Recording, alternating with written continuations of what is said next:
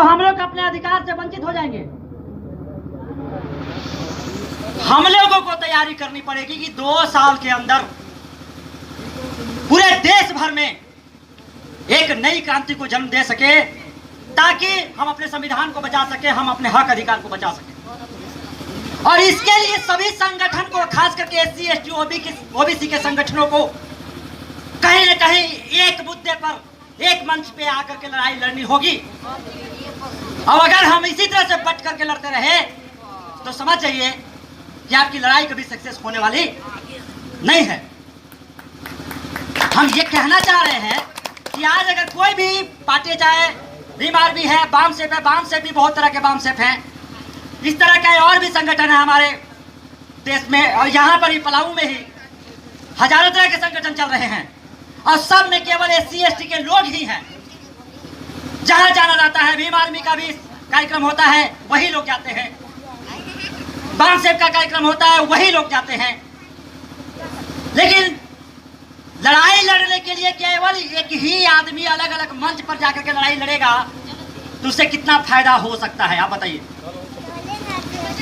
दूसरी बात, अभी आप सोचते हैं कि हम लोग को बोलने का अधिकार मिला हुआ है, बोलने का अधिकार आपका खत्म कर दिया गया। UAPA कानून है, आप जानते हैं। हम एक जगह डंडई में कार्यक्रम में रख रहे थे, बात ये तो बताए थे कि UAPA कानून है जिसके तहत आपको आतंकवादी घोषित करके और सीधे जेल में डाल दिया जाएगा, और लगातार 6 महीने तक आपको जज के पास भी उपस्थित नहीं किया जाएगा, और 6 महीने तक आपका जांच करेगी पुलिस, आपसे बात करेगी और आपको कूटेगी भी। और इसके तहत क्या हो रहा है, हमारे देश में विद्वान लोग जो हैं, हमारे देश के जो बड़े बड़े नेता हैं, हमारे समाज के जो नेता हैं, उनको जेल में बंद करने का कार्यक्रम मनुवादियों ने चला रखा है। तो हमको अब समय आ गया, इतना नजदीक है हम कि हम गुलामी की ओर हैं, हमारा संविधान खत्म होने वाला है, और इसी तरह से अगर हाथ पर हाथ धरे बैठे रहे तो मरना निश्चित है। यहाँ पर मनु व्यवस्था लागू हो जाएगी। हम लोग को एक मंच पर आकर के लड़ाई लड़नी चाहिए, और ये प्रयास आप लोग भी करेंगे सर। यहाँ पे जो भीम आर्मी के जो सदस्य हैं, भीम सेना के जो सदस्य होंगे, या फिर बामसेफ के जो सदस्य हैं, या फिर और भी तरह करके जितने OBC का संगठन है, वो कहीं न कहीं पलामू में अगर संघर्ष करना है तो सबको एक मंच पर आकर के संघर्ष करना होगा। इस बात की अगर तैयारी कर रहे हैं तो अच्छी बात है, तब तो हमको बात बोलने की जरूरत है, तब तो हमको काम करने की जरूरत है, अन्यथा फिर सारा काम बेकार होते चला जाएगा। चलिए हम अपनी कि अब जुल्म बढ़ गया है, जुल्म अब बढ़ गया है। और नाम सुने ना, भीम आर्मी, ये आर्मी है और ये आर्मी के जवान हैं, लड़ाई लड़ने के लिए तैयारी कर रहे हैं। किसके लिए लड़ाई लड़ रहे हैं? किसके लिए लड़ाई लड़ रहे हैं? अपने समाज के लिए ना। तो हमारे समाज को भी उनका सहयोग देने की जरूरत है, और हर तरह से सहयोग देने की जरूरत है।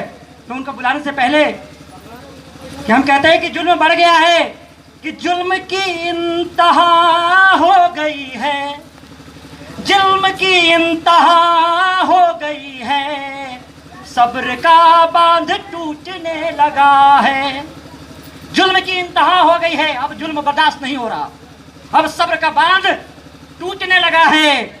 और तप्त सोनित है बहता नशों में, तप्त सोनित है बहता नशों में, दिल मेरा आज जलने लगा है।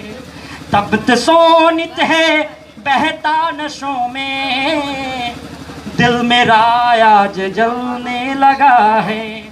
और कहना है कि बांध ली है कफन अपने सर पे, लड़ना है तो कफन बांध के लड़ना पड़ेगा। तो बांध ली है सब कफन अपने सर पे, मौत का अब कोई गम नहीं है। और क्या ये भुजाएं फड़कने लगी हैं। आपकी ताली उठेगी तो बड़ा मजा आएगा।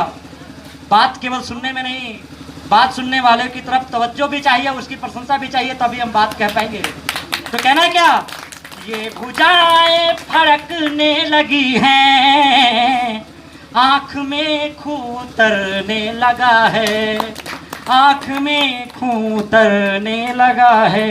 और क्या कहना है अगला लाइन कि है स्वीकार ना अब गुलामी, अब हमको स्वीकार नहीं है गुलामी। इतने कम लोग यहाँ पर जमा हुए हैं, इसका मतलब ये नहीं है कि ये लड़ने वाले लोग नहीं हैं, ये लड़ाकू लोग हैं।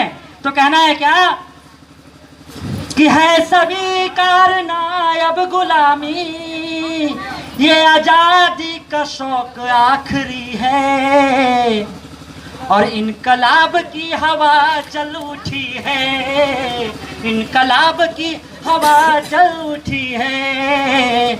और अगली बात तभी बोलूंगा जब ताली मिलेगी, ताली मिलेगी। आपका तवज्जो कहाँ है, हमारी तरफ है कि नहीं है?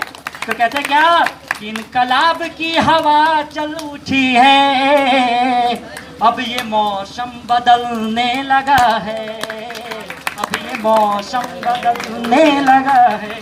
तो चलिए हम सुनते हैं माननीय नागमणि रजक जी को, उनका न कहीं इसी बात से प्रताड़ित थे। सोचते थे कि हमारा समाज हमारे लिए खड़ा नहीं हो रहा है, हमारे साथ खड़ा नहीं हो रहा है। ये दर्द था उनके अंदर। वो कहते क्या है कि मेरे अपनों ने ही अब तलक रोका मुझे,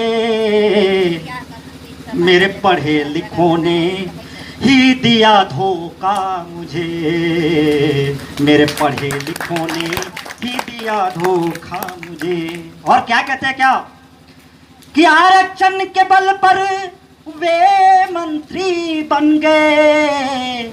आरक्षण के बल पर आज कोई मंत्री बना है, अगर हमारा समाज का बना है तो। आज 131 सांसद हमारे लोकसभा में है, मौजूद है, और संविधान को नष्ट किया जा रहा है, और उनका मुंह तो बोलता ही नहीं है, कहीं से आवाज नहीं आती है। अरे मुंह तो बोलता ही नहीं है, कहीं से भी आवाज नहीं आती है। वही कह रहे, आरक्षण के बल पर वे मंत्री बन गए, सांसद विधायक और संतरी बन गए।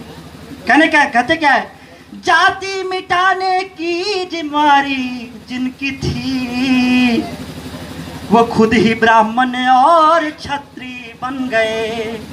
आज ओबीसी, एससी और एसटी में पुजारी लोग को देखिएगा, चुन्नियां बांध के रखते हैं, चुन्नी बांध के रखते हैं, और यहाँ पर हाथ में धागा लेके चलते हैं।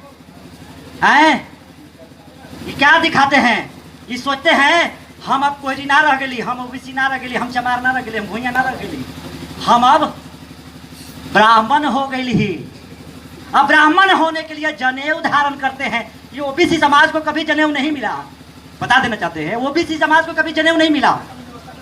जनेऊ देने का पहला कार्यक्रम किसने किया? श्री राम शर्मा आचार्य ने।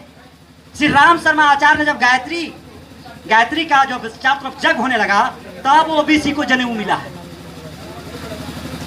इन लोग जनेऊ पहन करके, एससी का आदमी जनेऊ पहन के, हमारे गांव में भी कुछ लोग हैं बड़ी जनेऊ का धारण करके चलते हैं। उन लोग अपने आप को कहते हैं कि अब हम ओबीसी नहीं रह गए, अब हम एससी नहीं रह गए, अब हम भूइया नहीं रह गए, चमार नहीं रह गए, हम बाभन हो गए हैं। बाभन बनने में लगे हुए हैं। कहने क्या, देख उनको आ रहा रोना मुझे। बाबा साहब अम्बेडकर कहते हैं, जगदेव प्रसाद जी कह रहे हैं, देख उनको आ रहा रोना मुझे, मेरे पढ़े लिखों ने ही दिया धोखा मुझे, मेरे पढ़े लिखों ने ही दिया धोखा मुझे। अब आपके पढ़े लिखे को धोखाबाज बनने की जरूरत नहीं है। हम लड़ाई लड़ेंगे, और इस लड़ाई का आह्वान करने के लिए